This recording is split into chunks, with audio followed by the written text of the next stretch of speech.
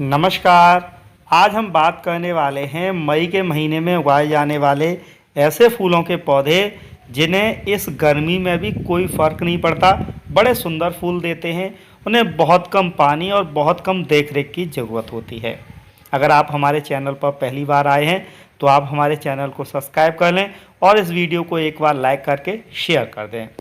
तो फ्रेंड्स, जैसा कि मैंने कहा कि हम ऐसे फूलों के पौधों की जानकारी देंगे जो इन गर्मी के मौसम में भी आसानी से सर्वाइव कर जाएं, कम देखरेख, कम पानी की ज़रूरत हो, लेकिन वो दिखने में काफ़ी सुंदर होंगे। तो इस क्रम पे सबसे पहले मैंने जो रखा है वो है सनफ्लावर, सूरजमुखी। देखिए दोस्तों, अब सनफ्लावर केवल पहले जैसा नहीं होता कि एक बड़ा सा फूल हो। अब तो बहुत सारे different different colour, different different shade में सनफ्लावर अवेलेबल है। लाल सनफ्लावर है, टेडी बियर सनफ्लावर है, ड्राफ्ट वैरायटी है। एक ही पौधे पे 15-20 फूल खिलेंगे। तो सनफ्लावर को गर्मियों के मौसम में लगाना बड़ा ही आसान है। खासकर आप मार्च से लेकर सितंबर अक्टूबर के महीने तक सूरजमुखी को सीड से लगा सकते हैं। ज़मीन पे भी लगा सकते हैं, गमलों में भी लगा सकते हैं। सबसे अच्छी बात यह है कि इसका जो बीज होता है बड़ा ही हार्डी होता है और लंबे समय तक 1-2 साल तक आप रख लें तब भी ये जर्मिनेट हो जाता है। तो बीज आप लगा दीजिए, 4 से लेकर 5 दिन में ये जर्मिनेट हो जाएंगे। और जैसे ही आपकी सीडलिंग 5-5, 6-6 इंच की हो जाए या 4-4, 5-5 पत्तियों की हो जाए, आप इन्हें रिपोर्ट कर दें। रिपोर्ट होने के 15 से 30 दिन में इन पर जो है सुंदर सुंदर फूल आने लगते हैं।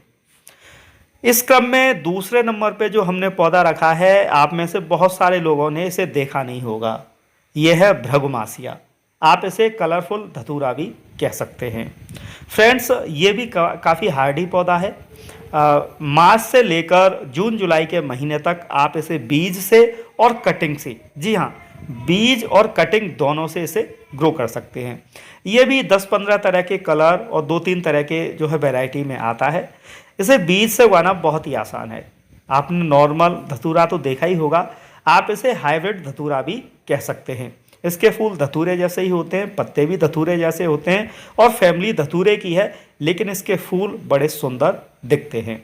सीड से उगा दीजिए और इसकी सीडलिंग आप लगा दीजिए। 1 से 2 महीने बाद बहुत अच्छे इन पे फूल आने लगते हैं। तीसरे नंबर पे जो पौधा है वो है रेन लिली, और यह फूलों का ऐसा पौधा है जिसे किसी देखरेख की ज़रूरत है ही नहीं। फ्रेंड्स, आपने पार्कों में, सड़कों के किनारे इन्हें देखा होगा। जब इन पे फूल आते हैं तो ऐसा लगता है ज़मीन पर जैसे तारे बिखेर दिए हों। इन्हें उगाना बहुत ही सरल है। बीज और बल्ब दोनों से इसे लगाया जाता है। बल्ब से लगाना बहुत ही आसान है। फरवरी से लेकर जून जुलाई के महीने तक आप इसे लगा सकते हैं। तो इसके जो बल्ब आते हैं, जिन्हें हम प्याज जैसी गांठें या कंद कह सकते हैं, उनके द्वारा इन्हें लगाया जाता है। इनके बहुत सारी वैरायटी हैं, बहुत सारे कलर हैं। अब तो थाईलैंड वैरायटी इनकी इतनी बढ़िया आती है कि अगर आप एक बार इनके फूल देख लेंगे तो यूँ कहेंगे कि बस इन्हें ज़रूर लगाना है। तो फ्रेंड्स, इन्हें ज़मीन में भी लगाया जा सकता है, गमलों में भी लगाया जा सकता है, और ये अपने आप प्रोपगेट होते हैं। यानी कि आप एक साल एक बल्ब लगाएंगे तो अगले साल उसमें से 4-5 बल्ब, यानी कि 4-5 नए पौधे आपके लिए तैयार हो जाएंगे। तो रेन लिली आप अपने बगीचे में ज़रूर लगाइएगा। और सबसे अच्छी बात यह है कि आप एक बार लगा दीजिए, फिर ये आपके बगीचे से कभी ख़त्म होना ही नहीं है। इसी क्रम में अगला फूलों का पौधा है जिहीनिया, जो कि आपने कभी ना कभी लगाया होगा। यह दिखने में बड़ा ही कोमल पौधा होता है, लेकिन गर्मियों में ये बड़ी तेज़ी से सर्वाइव करता है। और सबसे अच्छी बात यह है कि इस पर फूल बड़े सुंदर आते हैं। आजकल इसकी बहुत सारी वैरायटी मिल जाती हैं, डिफरेंट डिफरेंट कलर और डिफरेंट डिफरेंट वैरायटी में ये अवेलेबल है। सीड से उगाया जाता है, बहुत ही तेज़ी से जर्मिनेट होता है। 1 सप्ताह के अंदर जर्मिनेट होकर इसके पौधे जो है तैयार हो जाते हैं। जैसे इसके पौधे लगभग 10 से 15 दिन के हो जाएं या 4-4, 6-6 पत्तियाँ निकल आएँ, आप उन्हें अलग अलग जगह पर रिपोर्ट कर दें। इसे लगाने का सबसे बढ़िया समय मार्च से लेकर आपका मई जून का महीना है, और ये सितंबर तक जो है आपको फूल देता रहता है। इसकी पत्तियों पे लीफ कर्ल और जो है मेलीबग का अटैक होता है, तो समय समय पर आप पेस्टिसाइड का स्प्रे करते रहें, जिससे इसके पौधे खराब ना हों।